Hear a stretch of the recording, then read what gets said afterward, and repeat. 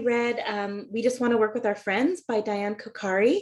That is the material we're looking at. And let's just talk a little bit for a second about the format of the work that we're looking at. Diane Coccari's work is done in what's called an action research project. And this is something that you'll probably want to get familiar with if you go on for your credential, when you go on for your credential, or you do a master's degree.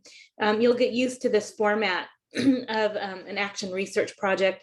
It's a lot of how the education department works when working with a problem or doing research within their own classroom. So the action research project, you can see, works in a couple different ways. It sets up the premise or the problem and then asks a couple questions, and then there's some data that is mined from the classroom, and then there's some information given about what they found from their action research project. So Coccari does a really great job with this. This is a really great article. I really like it. I read this in my second master's degree when I was working on an MA in education. And so it's kind of stood out to me and it stayed with me. I like the ideas within it, especially because it deals with equity and access.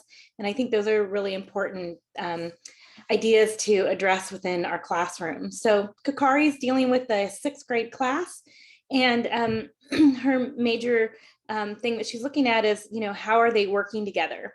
So, and how are they, segregating themselves? And I find this article to be really interesting, and I found it to be true in my own classrooms. Friends tend to want to work together. Like people like to work with the same people, even in college. You'd be surprised. And sometimes it's hard to break people out of the groups that they create. And so it's really important to think about what is the dynamic in the classroom? How are students working together? What is the dynamic? And is that dynamic, leaving students out? I don't want to, give up the whole article because you're reading it, but one of the things that, is so interesting about Coccari's problem is the way that, certain groups within the classroom are feeling empowered, and that empowerment, which is great, we want students to feel empowered, but it's also limiting the other students. And when you think about a classroom, you have to think about this idea of access and equity, and what are students getting out of the classroom. She says something in there where she says, people were, waving their hands and wanting to share their mediocre work. And then there was brilliant work sitting in front of some students, and they were either too shy, mostly the girls, and they were too shy to share. And I think it's really important to think about these concepts within your classroom, and how you're going to group people, and how are those groups going to work together? And does everyone in your classroom have a voice? It's really easy. I can tell you from my own perspective that when you're standing in front of the classroom, it's hard. It's a hard job, and you take your own baggage and your own self up there, right, as an instructor. And so sometimes it's a lifeline when you have students who will raise their hand and respond, and it's really easy to rely upon those students and then forget about the other students that are in the class. And it's really important to do the work that Coccari is suggesting, right, where we start to think about flipping that classroom a little bit so that other people have a voice and they get to share what their ideas are. And I have found over the years that it's sometimes the quietest people that write the most amazing things. And maybe there's people who are verbal and want to talk about it and talk through ideas.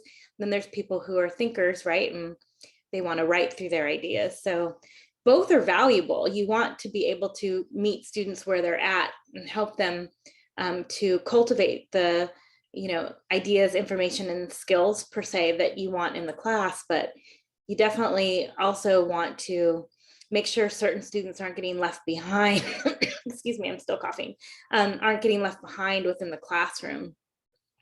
I love this other part in this too, where she talks about, I'm getting there, about how they, when they voluntarily went into groups, right, which is kind of what this article is about. This is on page 159.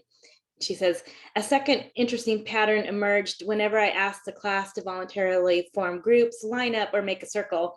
They did so in exactly the same fashion, sorting themselves neatly, first by gender, than by ethnic and racial affiliation. And this happened over and over again. And yeah, I think that that's really interesting on how we tend to get into these patterns and how it shows up in the work that we do, right? So anyway, I hope you're enjoying Diane Coccari, and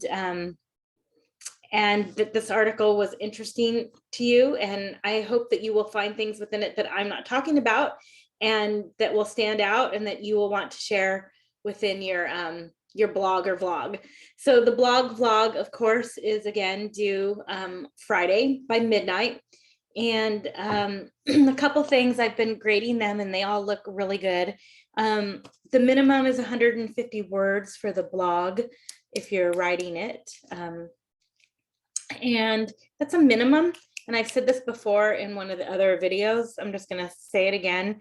It's kind of like the C work most of the time, right? You got the amount in that may not have gone above and beyond, kind of average. But the ones that are really digging deeper are the ones that are getting those, higher grades. So I wanted to share that. And then I did post two that I thought were really excellent from last week. From week one, actually, I posted them last week in an announcement. So that might help you too, to kind of see, what's working well and kind of what I'm looking for. They should have some they should be robust and they should dig deep into the material. There should be a little analysis in them. What else can I tell you about grades and the blogs?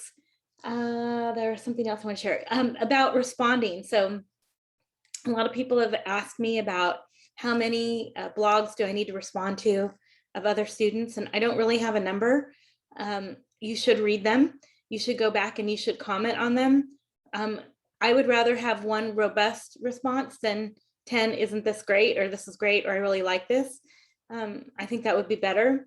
You may wonder why I didn't put this as a requirement. It's because it's not attached to points. So I can't really require that you do it, but I do know that students who read other students' posts just do better in the class.